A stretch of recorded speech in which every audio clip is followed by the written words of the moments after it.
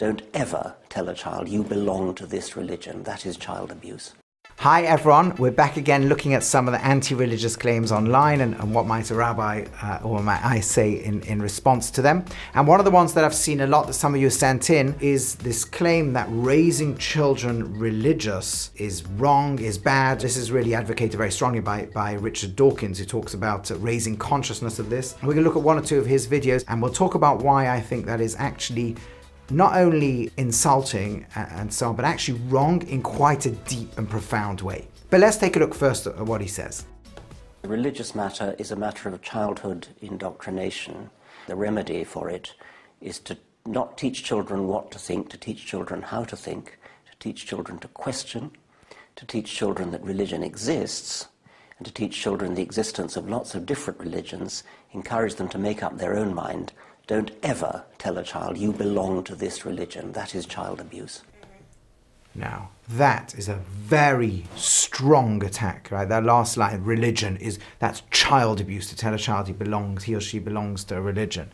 I think that's not just offensive. I mean, I think it's very challenging and we need to address it. But I think ultimately it's quite disgraceful. Let's go back though step by step and understand what Dawkins is saying. And we'll look at another video of his where he identifies and talks about why he thinks we should never label a child with a religion. I'm not trying in this lecture to teach facts, and I'm certainly not trying to indoctrinate. I'm trying to raise consciousness about some unconscious assumptions we all make about religion.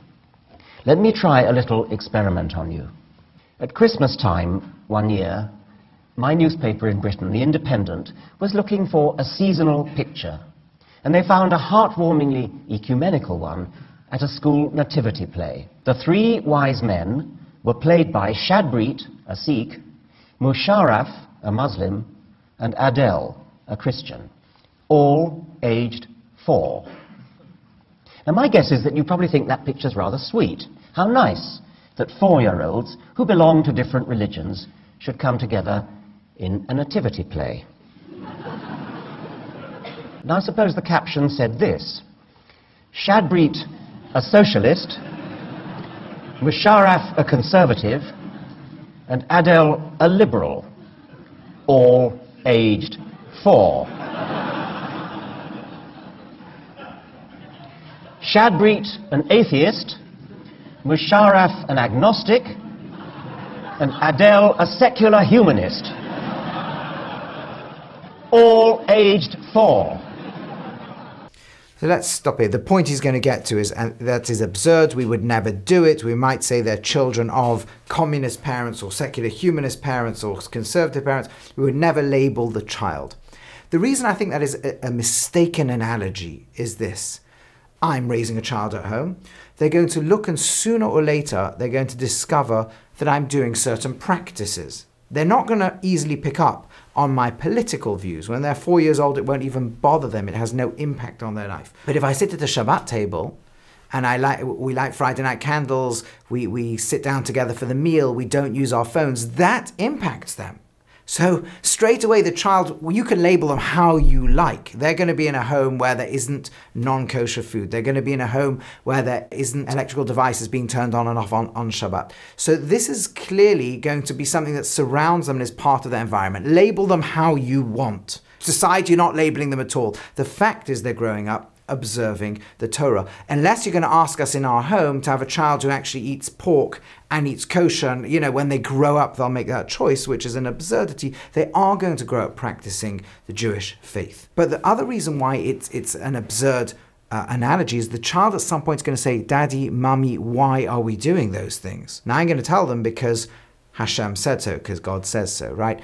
Dawkins would like me to say, well, we believe God says so. Let's say we do that. Now the child says, well, Daddy, when you say we believe it, do other people believe other things? Yes, right? And when you grow up, you'll be able to explore and think about it yourself. Oh, so why do you do it? Because I think this is true. Am I not supposed to say that?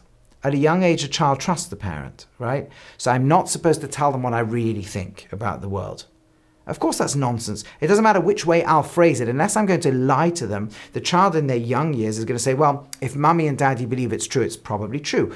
Yes, I must educate them so that when they're older, they can make their own decisions. And I'm a big advocate for that. I'll tell you personally, when I was a child, and I had lots of questions, I read some atheistic literature and literature from I wasn't discouraged by my parents, and I think they made a wise choice. I've had, not all my children are the same in this, but I've had a child who was very curious about biblical criticism at a relatively young age, and I did not discourage them. On the contrary, I encouraged them. Read it, let's discuss it and question it. I don't know what decisions they'll make when they'll grow up. I believe I have compelling reasons for following the faith and practice I do and thinking it is true and that God did write a Torah, and I hope they'll grow up thinking the same thing. But the notion that I should hide that from them, disguise that from them, is just so absurd.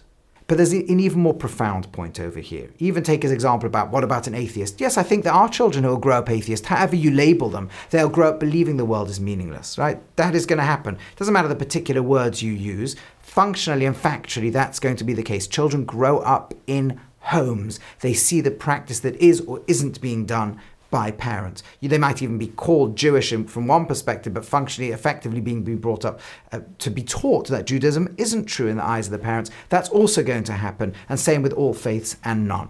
Now, let's take again the comparison between telling the child which economic view they have, or political views, conservative, liberal, and so on. Now, to a young child, there is absolutely no impact. It doesn't shape their identity as a person. They don't even really understand how the ramifications of government decisions will impact on their own livelihood. In most cases, it won't. In some cases, it could. Policy decisions could leave parents employed, unemployed, and so on. But it's all very indirect, very abstract for certainly a young child. Religion is very different. It's the story of who they are. A religion typically is a journey across history. When I tell a child you're Jewish, I'm placing them in a story. It begins, in ancient times. We narrate this idea of slaves became free, the land we tried to build, the struggles we went through, the exiles we underwent. You're part of thousands of years of that story. You can walk away from that story and not identify within it, but it tells you an awful lot about who you are, about who your ancestors have been, about what they were willing to die for. You see, if I'm a capitalist or a communist today, it tells me nothing about who my grandparents were, or their grandparents, or their grandparents, what they passed on to their children, and what they struggled over. The fact is, I can try to deny all this to my children. I can pretend they're not part of this story, where our ancestors were kicked out of this country, were willing to give their life for this faith thing. Unless I deny that from them altogether, which I think would be a terrible form of, I don't know if I want to go as far as child abuse, but robbing that child of an identity, of a history, of a narrative that's gone into what their ancestors have passed on to them. Now, let's say I do tell that to the child. What was it? Well, my great-grandfather, Israel Meir Rosenbaum, was killed in a pogrom in the early 20th century, which is true. His child moved over to Germany. His child then had to escape Nazi Germany. That's my grandfather. I'm not going to tell them that story. And if I do tell them that story, that's not identifying them as part of this. Of course it is. So there's a huge difference between saying a child is Jewish. Use a different word.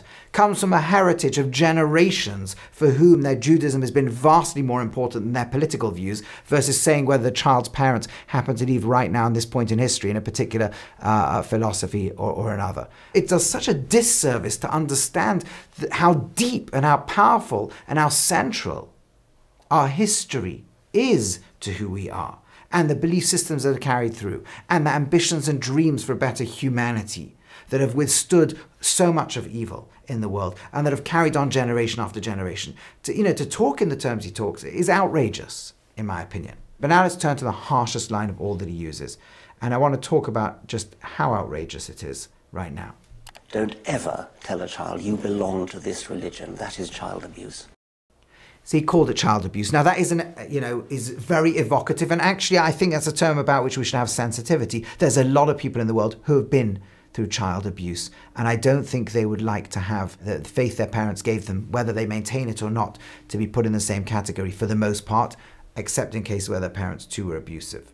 But the idea that I was abused as a child because my parents gave me that rich, beautiful heritage, whether I maintained it or walked away from it, I'll go further. You can Google this yourself and just look up the psychological benefits of religion.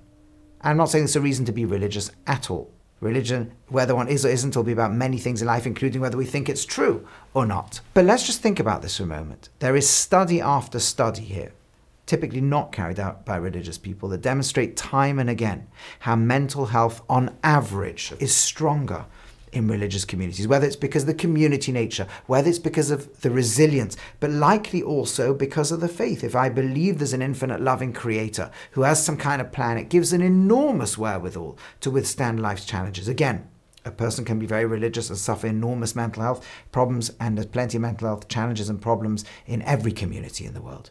But when you look statistically, the benefit it gives a child to lifelong happiness, to lifelong fulfillment, to the sustaining of marriage, to the ability to cope with life's crises, to them actually ultimately giving more charity over life, volunteering more for others. There's something beneficial about an upbringing that tells a child you are valued and loved by an infinite creator.